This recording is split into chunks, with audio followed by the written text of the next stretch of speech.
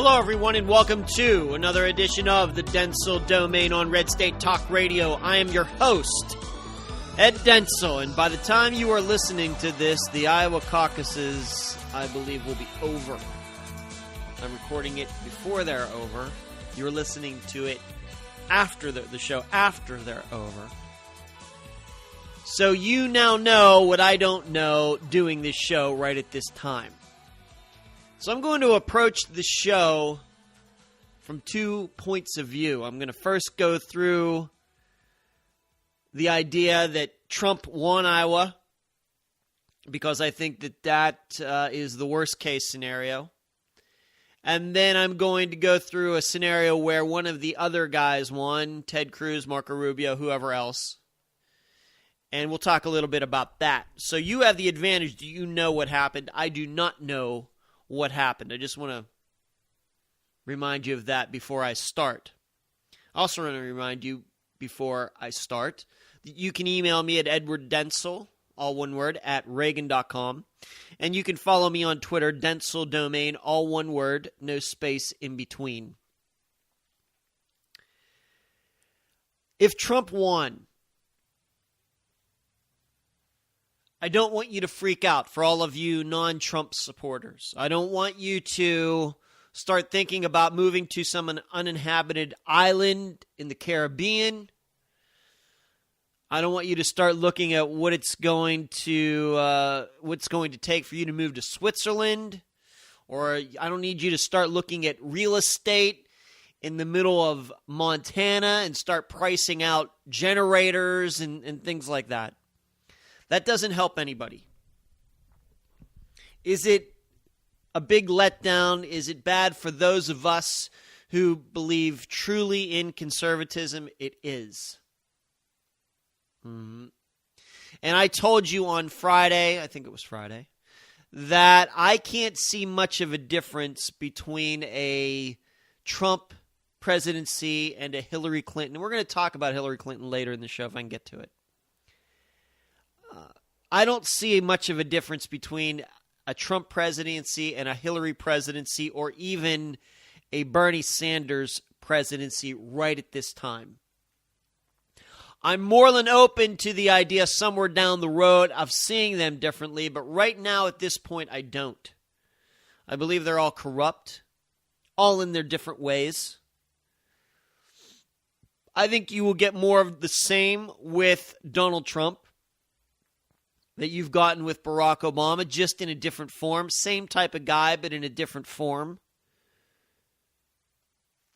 And I think that Donald Trump, should he become president, will be detrimental. The only difference will be it'll be detrimental to the Republican Party, whereas I believe a Hillary Clinton, Bernie Sanders presidency would allow Republicans and conservatives to further cement their holdings in all 50 states, and probably even spread to some of those states that now are even blue, at least at the state level, state legislatures and governors. But for us, even though Donald Trump isn't like us, we conservatives, he is going to hurt the party, the group that we most identify with. And that's why, in the end, a presidency similar to Hillary, what a Hillary presidency would be even worse than a Hillary presidency. Now, if Trump did win Iowa, I'm going to guess that the pundits were, I guess the polls were accurate. Some of those pundits out there who said that his support cannot be calculated, it's so strong that he doesn't have to worry about spending a lot of money, having that strong of a ground game. He can just rely on the force of his personality and his outrageousness for people to show up. I'm going to guess that that's true, unfortunately. And it's no different, I guess, than finding out about a bad disease that you think you may have. Sometimes the anticipation of finding out what you have is worse than actually finding it out.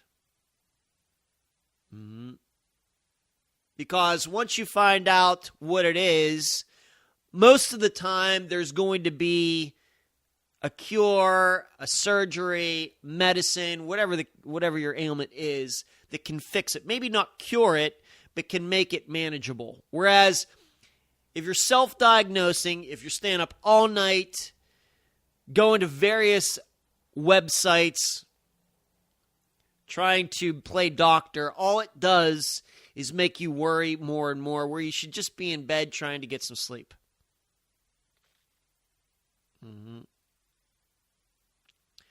And maybe us finding out that Trump won is not as bad as the fear that he might win.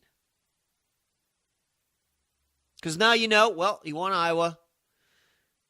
Ted Cruz maybe came in second, Marco Rubio third. Who knows? I don't know how the rest of it. I don't know who's going to win. I certainly can't tell you who's going to come second, third, fourth, fifth, or whatever. That those guys will now know what they need to do. They'll be able to look at the turnout models in Iowa and figure out where they went wrong, what Trump did right, what his people did right, what the margin was, the exit polling, what the people said as they left.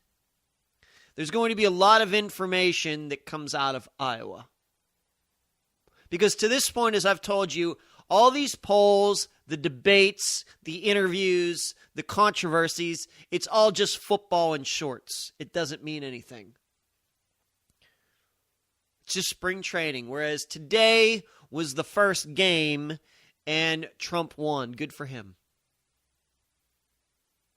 And I know you, if you think like I do, you're feeling pretty down right now. Probably you haven't been this down politically in the politics that you follow since Barack Obama won re-election in 2012. Probably. You'd have to go back 3.5 years, almost 4 years, to feeling the way you do tonight. That's just the way it is. That's just life. We win some, we lose some. I don't like it. I won't like it.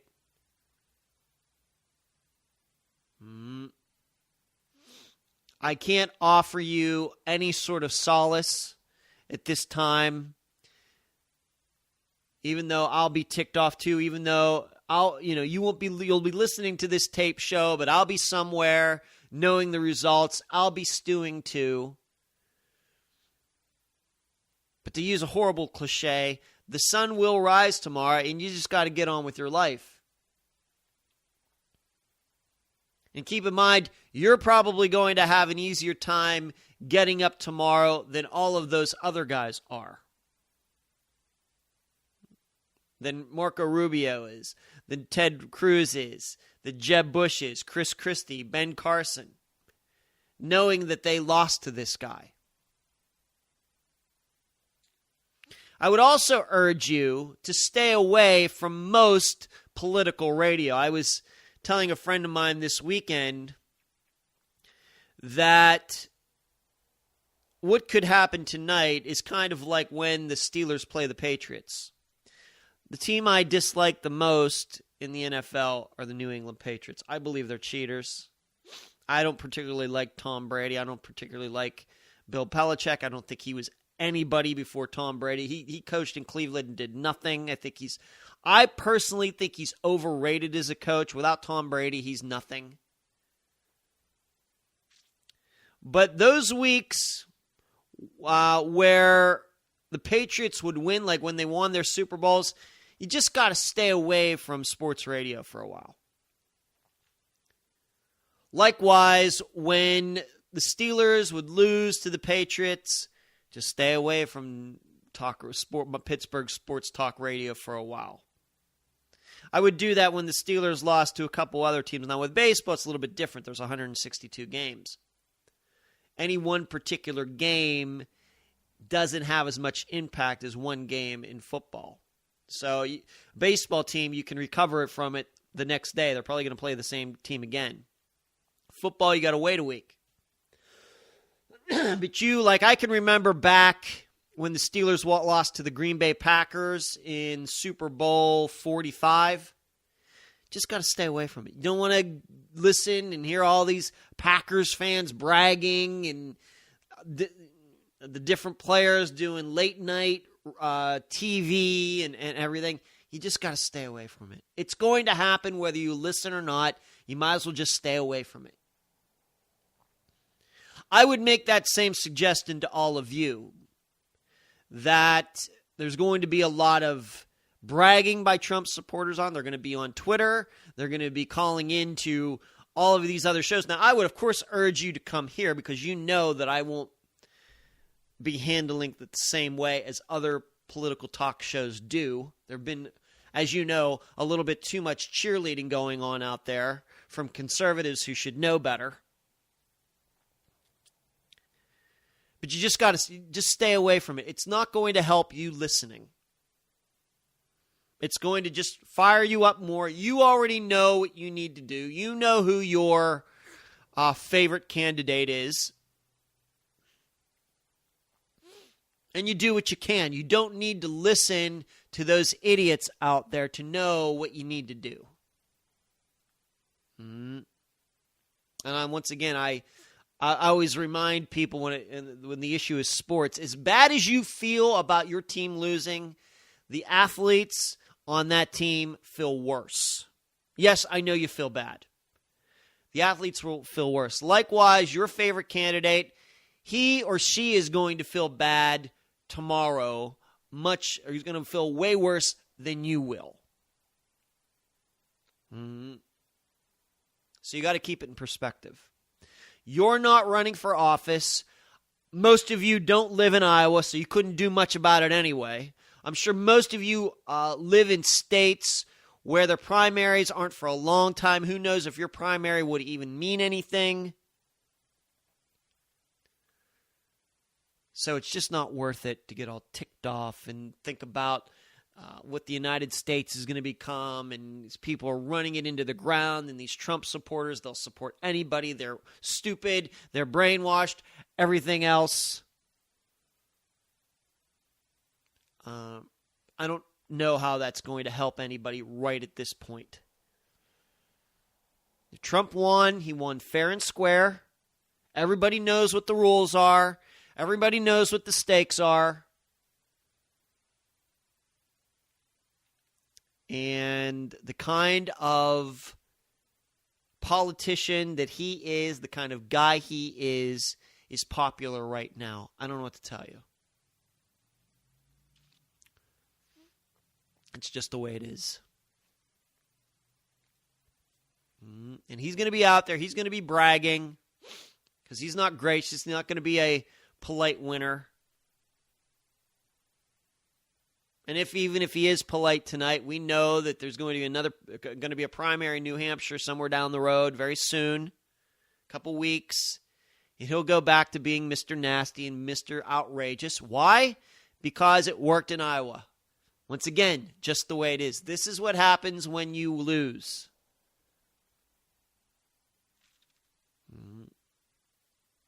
And that's why it's so nice to win.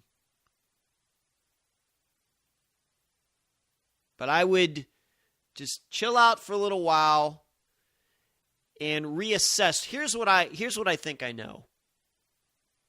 You personally, I'm talking to any one particular listener of mine, you have managed to get through 7 years of Barack Obama.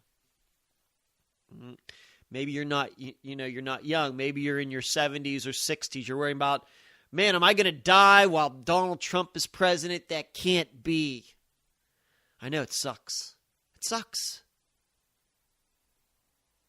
But you've made it through 7 years of Barack Obama. You're going to make it through this next year of Barack Obama. And then Donald Trump maybe is going to take over. And you know what? You're going to get through that too. It's going to, like I said, it's going to be terrible. It's going to be like getting a diagnosis for cancer and a bunch of other worse things that could happen in your life all put together. But you can get through it. I don't know where United States is going to be on the stage, the world stage, after at least 4 years of Donald Trump. I don't know. I know it's going to be unpleasant.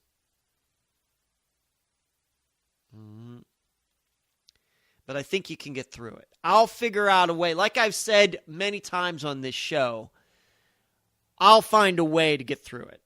Barack Obama being president, Hillary Clinton being president, Bernie Sanders, Donald Trump, whoever else, I'll figure out a way. Now, I don't have as much to manage as your average person.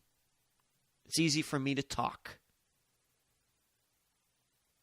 But if you're a good husband, a good wife, a good parent, you'll figure something out. I have confidence in you that you will do that. Just like for the next few weeks, you'll figure out a way to keep your mind on other things.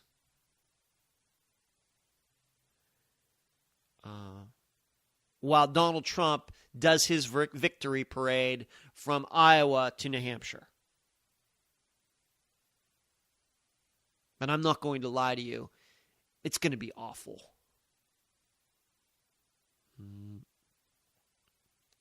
No different than if you lost your job. No different than if your son or daughter was diagnosed with some disease. Obviously, it's just politics. It's not as important. Of course, politics are not as important as you finding out that your son or daughter, your child, has some horrible disease.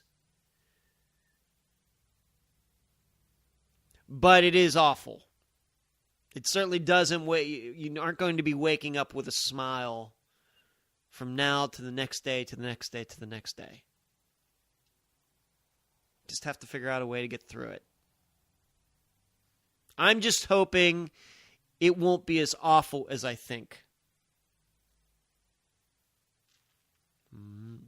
The reason I'm saying this is because my belief is if he's won Iowa, then I'm not sure the past is going to be indicative of the future, where people who won Iowa did not win in New Hampshire. I'm not sure that will happen this time, given what we think we know about New Hampshire 2 weeks out. So there's that. But please, I know you're going to be angry. You're going to be staring at the TV screen, and you're going to be saying, how did this happen? What I want you to do is I want you to pent that anger up. We've been talking a lot about anger on this show recently. Your anger, your disappointment, I want you to put it somewhere. I want you to figure out how you can turn it into something constructive. Don't be like Trump supporters who just lash out because they're angry. I want you to do something in particular with it. That's going to have to be your choice. Don't do anything illegal. But use that energy for something constructive. Something that is an expression of your values, your character, your integrity, that you can use to make a difference. It's the only way, no different than a team losing the Super Bowl. Try to learn why you lost and get better for next year. It's tough. It's difficult. That's why there aren't many teams that repeat as Super Bowl champion. That's why there aren't many teams that even if they lose one year, they make it up back to the Super Bowl the next year. Same way with the World Series, NBA.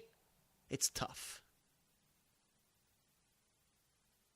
But I have confidence that you'll be able to fight through it. I just don't want you to start having any drastic thoughts.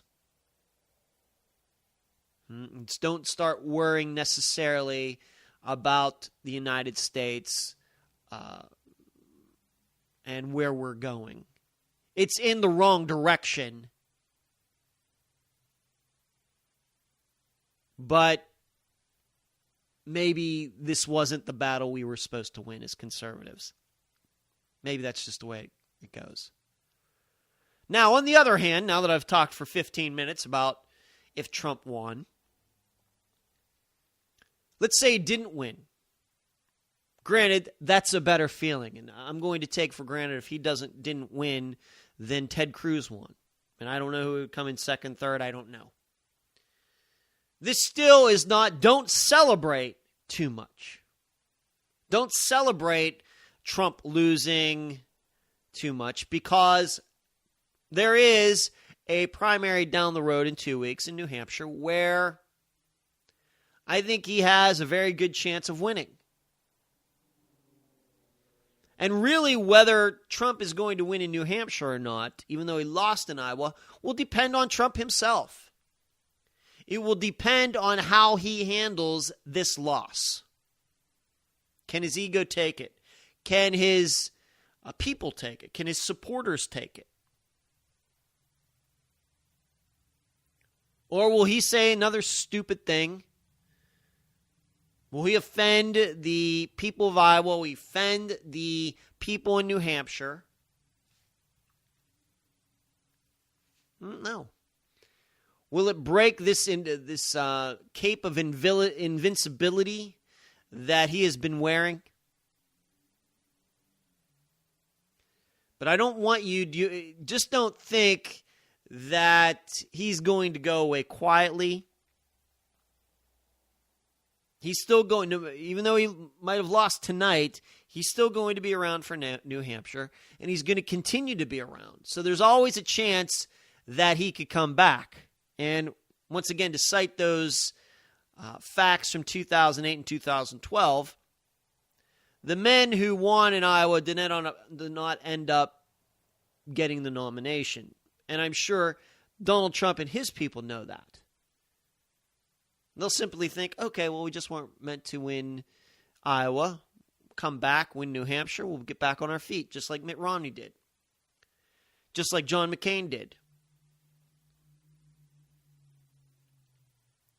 And I would say that to the campaigns of Ted Cruz, Marco Rubio, whoever else is going to continue however they did, if they're going to stay in this race, that just because you did well in Iowa doesn't mean much now. You won. It was important. That's a nice win.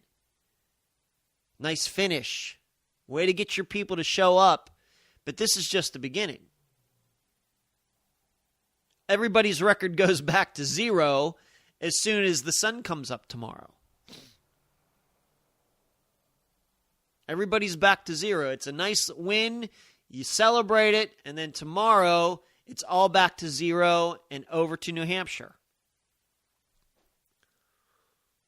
Now, I would say, being the anti-Trump person that I am, that I hope that these other guys can figure out why they won and how powerful Trump supporters really are. Are they really as energized as we've been led to believe? Or is there a lot of astroturfing going on? A lot of people just being interested in him for the spectacle of it, but have no desire to show up and vote. Just they care, but they just don't care that much.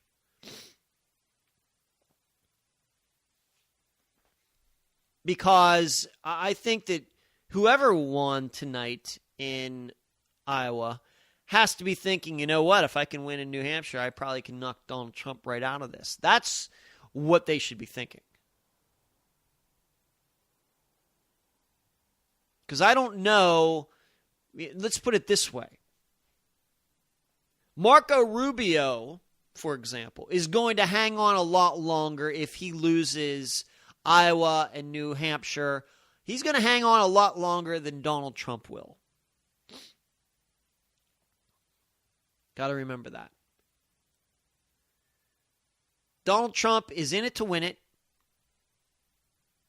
He knows he has no chance of becoming somebody's vice presidential choice. He'd never play second fiddle to anybody. So he's in it to win it. And when he doesn't think that he can win it, he's going to drop out. And dare I say it, he'll go down in a ball of flames and he will scorch everybody on the way down. I really believe that. Mm-hmm. Whereas Marco Rubio, and so Trump has no future interest. You know, there's nothing that he doesn't need to make an investment here for somewhere down the road. this is it for him. Whereas Marco Rubio, he can lose a few, still raise money. Maybe he can think about becoming a vice presidential candidate to a Ted Cruz or whoever else. So he has much more of an interest in sticking around. So in New Hampshire, if, for example, Ted Cruz, same way with Ted Cruz, he comes in second. Say Marco Rubio comes out of nowhere and wins Iowa. Ted Cruz finishes second. They go to New Hampshire. Donald Trump finished first. Ted Cruz finishes second. Marco Rubio maybe finishes fourth or fifth. Just because Ted Cruz lost those two doesn't mean he's going anywhere either. Once again, he's thinking about the long-term game for his Senate seat, maybe being a vice presidential selection, something like that. Donald Trump has none of those interests. So if you can beat him in Iowa, and then those guys can gang up on him in New Hampshire, kind of tweak what they're doing, given that Trump has been polling so well in New Hampshire, those other candidates have to think, if we can beat him twice in a row, it's going to be something big. We can knock him right out of this. And I believe that. And in fact, I would say of all of the people who have been polling decently, Donald Trump has the most likely chance of dropping out if he can't win than any of these others. Chris Christie, Ben Carson, Rand Paul, any of them. So there's no time for these others to just say, hey, we beat him in Iowa. It was all hype. We don't have to do anything. We can just go back to fighting amongst ourselves. We can forget about that guy. He doesn't have any ground game. All his supporters, all they want to do is sit at home and make fun of people on Twitter, get in the comments section. They don't show up. I wouldn't do that, all of you. I would not think that way.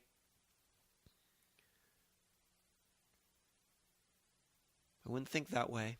I think that Donald Trump, if he wants to win this and loses Iowa, he may actually, in whatever you can do in the next 2 weeks, he may put something together that's very serious in New Hampshire. He may. And those other candidates shouldn't forget that. So it's not all rainbows and unicorns if Donald Trump lost tonight either. I want you to remember that. Don't get too high. Don't get too low if Donald Trump lost, because there's always the chance he could blow it somewhere down the road. Those other guys could figure out a way how to get a better turnout in New Hampshire, South Carolina, whatever they think they need to do by looking at whatever statistics they can get from Iowa. So don't get too low, even though it's horrible. But don't get too high either, because I think Donald Trump will take this loss in Iowa very personally. And he may learn from it. We'll see. We'll see how stubborn he is. We'll see if he wants to change his ways. We'll see if he can get a ground game going in New Hampshire to make sure he does win that state. We'll see. Keep saying that word, we'll see. It's just highly speculative right now. All we know is somebody won Iowa and a bunch of people lost Iowa. And there are going to be a bunch of people that are going to be able to look back in 2020 and say, well, we should have known this and we should have known that. And everybody's going to try to be real smart. I can stand here telling you, not knowing what the results are as I do this show, that when a campaign starts talking about, well, we need to if we can turn our people out, we can win. We need a high turnout model to win, which is the way Donald Trump thinks he needs to win. Sounds a little suspicious to me. That sounds highly speculative. And that's hoping for something that hasn't happened before. So I am doubtful that Trump is going to win as I stand here. But whatever the results are tonight, I will face them like a man, knowing not to get too high or too low, and I want to try to pass that on to you. You've been listening to the Dentzel Domain on Red State Talk Radio.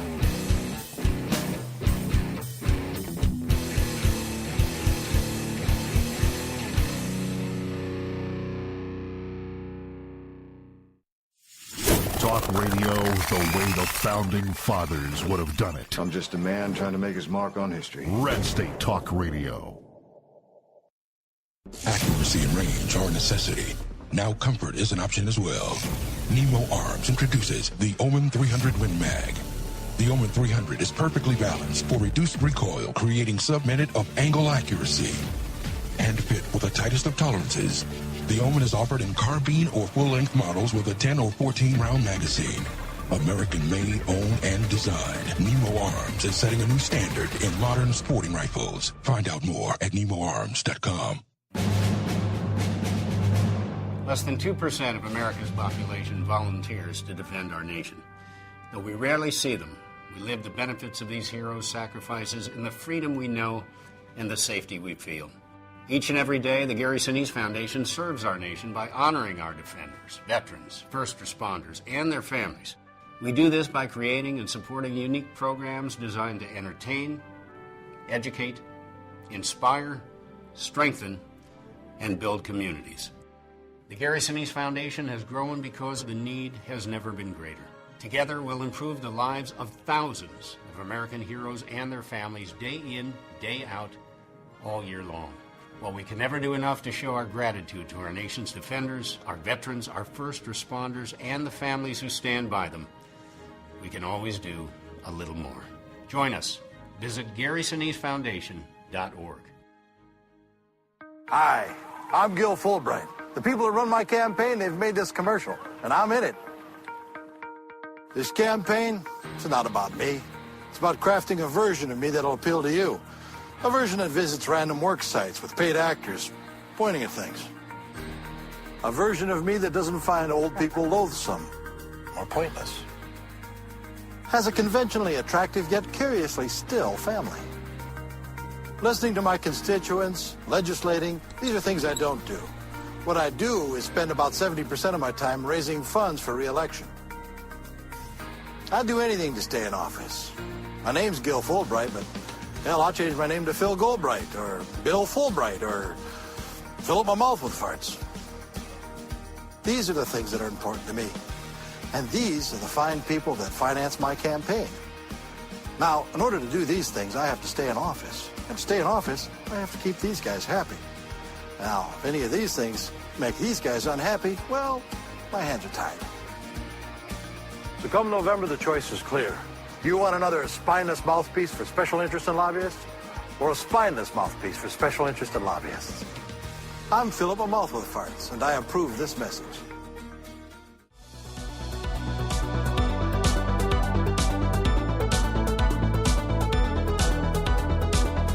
We're back at the Dentzel Domain on Red State Talk Radio. I want to move on to something else. It's concerning, of course, Donald Trump, this election, these primaries. This would also include Democrats. Haven't even talked about how, I guess I could touch upon that for a moment, with Hillary and Bernie.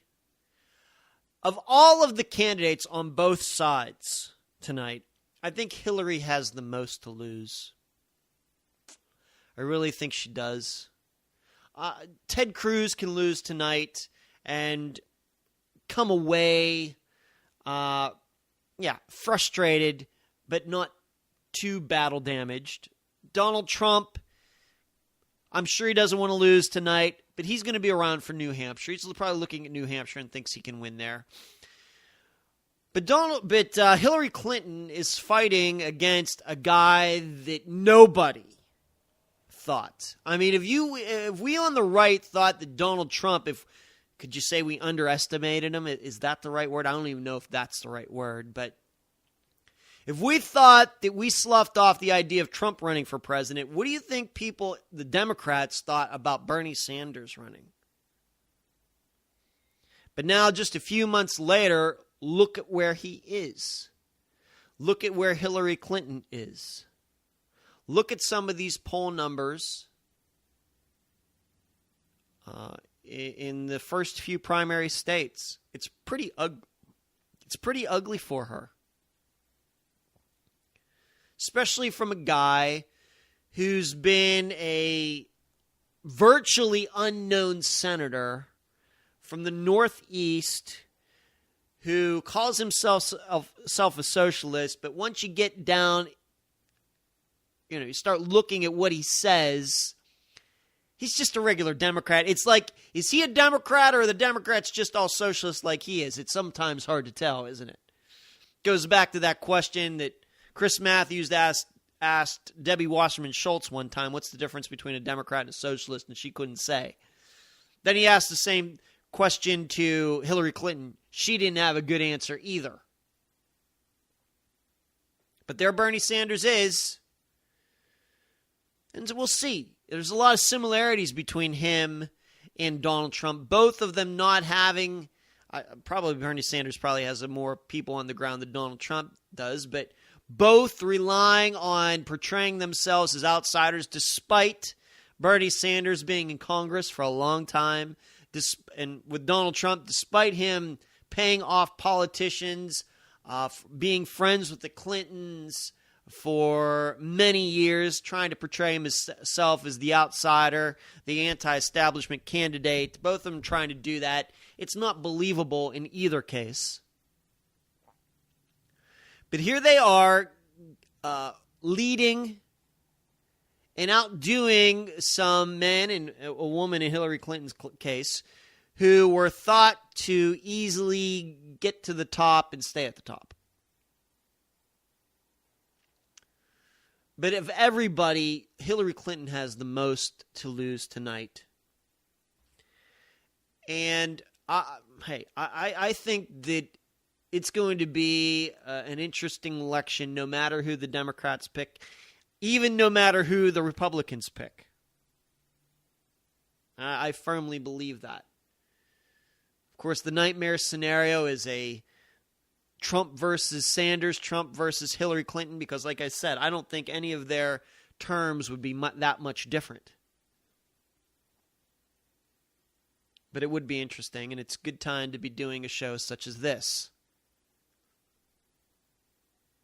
But we'll see what happens if she loses in Iowa tonight. We know that she lost Iowa 8 years ago, quite unexpectedly, but she came back, won New Hampshire, but in the end it didn't save her. So she has to be thinking, I really would like to win Iowa this time around. Because it could be, being that New Hampshire is so close to Vermont, that Bernie may have the advantage there. In fact, I think the polls show as much. So she could get out of the primary blocks losing the first two contests. Very possible. The good news for her is that the Democrat primaries work a little bit differently in the way they hand out delegates and superdelegates, different than the Republicans. My observation is that the Republican nomination process is a little bit more merit-based, whereas you look at the Democrat process, there's certainly a lot of it already cooked in that doesn't have a lot to do with how some of these states votes. That's just the impression I get. And that's why it could be in the end that Bernie Sanders does a lot of winning, but Hillary Clinton still wins. That's not going to happen on the Republican side. The parties just handle this process differently. Now, moving on, there was an article by Selena Zito in the Trib Review, which is from Pittsburgh, and I'm going to guess it was in some other newspapers and websites across the country. Selena Zito is a syndicated columnist. I don't know why. I don't know why I'm supposed to be listening to her. The only times I ever see her is when an article pops up in front of my face on a website. Why she's gets this job more than somebody else, I have no idea. But the title of the article was Wanted, a Party of Moderate Traditionalists. And what she's trying to do is trying to explain this phenomena, the phenomenons of Bernie Sanders and Donald Trump. And she says the root is a lot of disaffected people not being represented by their politicians. This is who we're seeing getting involved with Bernie Sanders' candidacy and Trump's. And to that, I say, well, you know, everybody has a reason. And does it occur to you that, would you ever call Donald Trump or Bernie Sanders moderate traditionalists? Would you? I would not. I don't know how much. If there's anybody that is not traditional, it's Donald Trump. Isn't that right? But this is the title she used for her article. Likewise, in Bernie Sanders' case, he's not moderate. He's not traditional either. In fact, the ideas he embraces are very outside American traditions. Likewise with Donald Trump. More to the point, these people who seem to be supporting either of these guys, and let's just stick to the Donald Trump side of it, because you know that I'm not a Democrat. I really don't even care who wins on that side. I don't care what their ideas are, because I know what their ideas are. But with Trump supporters, and to a lesser extent Bernie Sanders supporters, there is nothing righteous in being frustrated than just accepting anything else than what is offered. Even if that means there's nothing moral about embracing somebody who you don't share anything in common with just because. That seems what's to be going on here. I think that that's what's going on with Ann Coulter and Laura Ingraham and everything. They're so frustrated with people who they've supported that they're willing to go out on a limb for a guy like this. There's nothing good in that. Because we know, I think, from history, not just in politics, but in our private lives, that whatever you embrace, whatever you support, no matter what your inherent ideas are, what your morals are, you are going to get what the morals are of the person you support. I think a strong case can be made for that. That's what's frustrated me so much about so many conservatives who have said so many things about good things, nice things about Donald Trump. There is nothing righteous about supporting a person who doesn't agree with you. But somehow you're thinking, well, that person will come around to my way of thinking, or I need to get this person elected just because he'll throw everybody out or he'll do this. That's the wrong way to think. That's a compromising of your values. I know that we as conservatives and many people who aren't as conservative as I am have been let down. You've been lied to. Maybe you yourself have misjudged the character of a man or woman who is running for office. That happens too. You know, you just can't always put this on the politicians all the time. At some point, we have to take the blame as well. And the support, all this anger that I read about, this energy that's out there, that has allowed Donald Trump to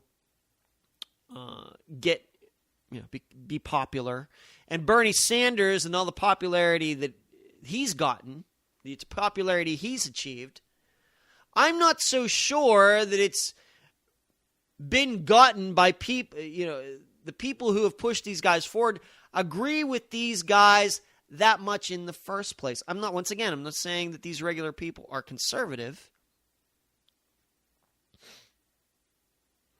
I don't know about that. A lot of people like to think that they're socialist, at least in Bernie Sanders' case. And really, when you get to know them, they're really not that at all. Likewise with Donald Trump, I really don't know how many people think like he does. You know why? Because I'm not sure I know what he thinks.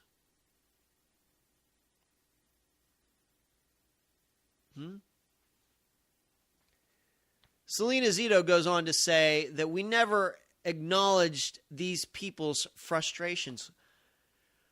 These people who are disaffected, and just because they're frustrated doesn't mean anything. I know that's not what these people want to hear, but I'm not so sure. Every person's situation is different. Why are you frustrated? How's Donald Trump going to change that? What's he going to do? Oh, he's going to put that 45% tariff on China. Why do you think that's going to work? Oh, he's going to bomb the entire Middle East. Why do you think that's going to work? Well, you're frustrated with this, frustrated with that. How do you know what he's going to do at all? That's what concerns me. Just because these people are frustrated does not, you know what? You know who's frustrated?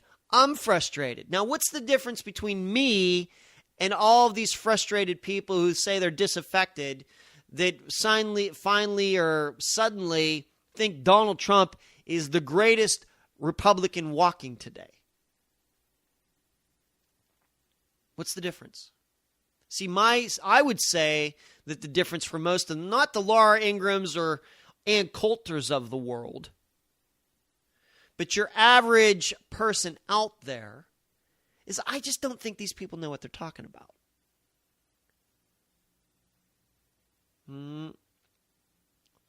I'm sure in their private lives they're very smart people.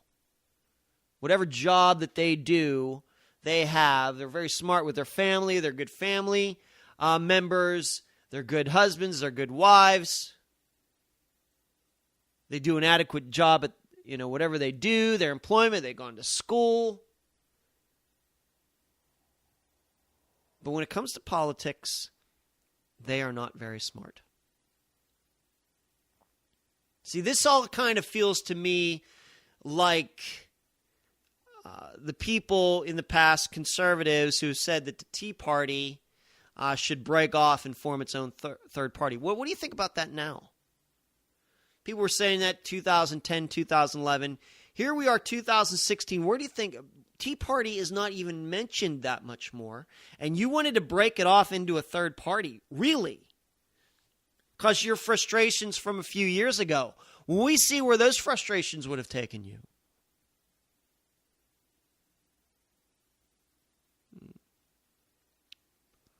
Want quick fixes. I think too many people want quick fixes. Whereas I stand and I tell you, I know that if we are to fix what's wrong with the United States, it's going to take a long time.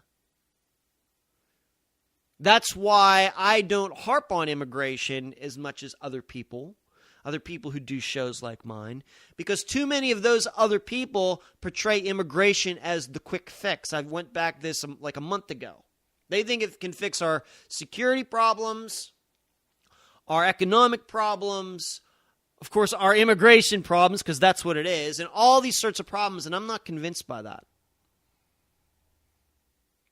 They think that if we can get a handle on that, then everything else will work out by itself.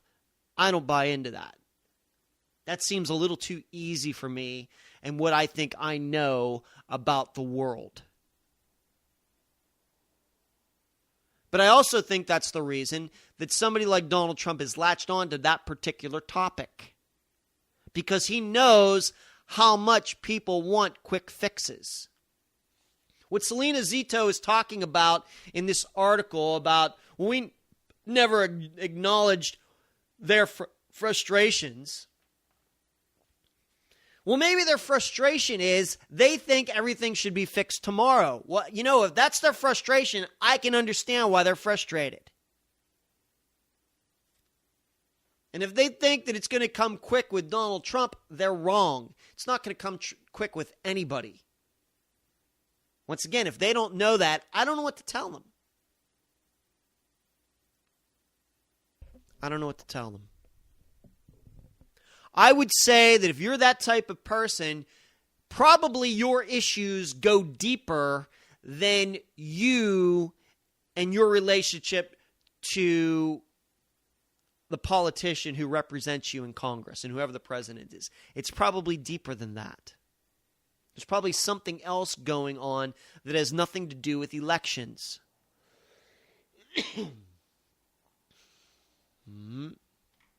I have in the quotes here, we never acknowledge their frustrations. I wonder when Selena Zito, is she talking about who's we in that sentence? She wrote it. I'm just telling you what she wrote. Who is we? I'd also add on a couple more things for her saying we need more moderate traditionalists. Want to know the truth? If you're moderate in this country, you're not a traditionalist. That's why there aren't more moderate traditionalists. Because traditionalists in the United States are rooted in the Constitution, the rule of law, the following of the law, being against executive orders. We are against the turning over of laws by activist judges, just to name a few issues of what tradition means in this country. You know what? Moderates don't believe that stuff. They believe some of it. They believe it this time, but not next time. They believe this, but not that. They believe in the Constitution this time. Next time, they'll just have to think about it. That's why we don't have moderate traditionalists in the United States. So if those people who are frustrated are calling themselves moderate traditionalists, you know who they are? They're just people who don't know what they're talking about. So it's no surprise then that they should show support for a guy like Donald Trump, who also doesn't know what he's talking about. That they should show support for Bernie Sanders, a person who doesn't know what the heck he's talking about.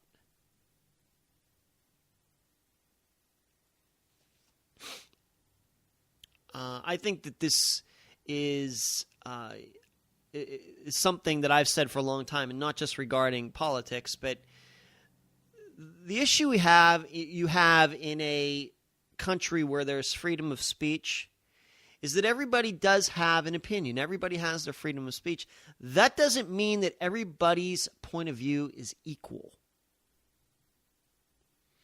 A person who has a physicist who has an opinion on quantum mechanics, his opinion is certainly more informed than mine is.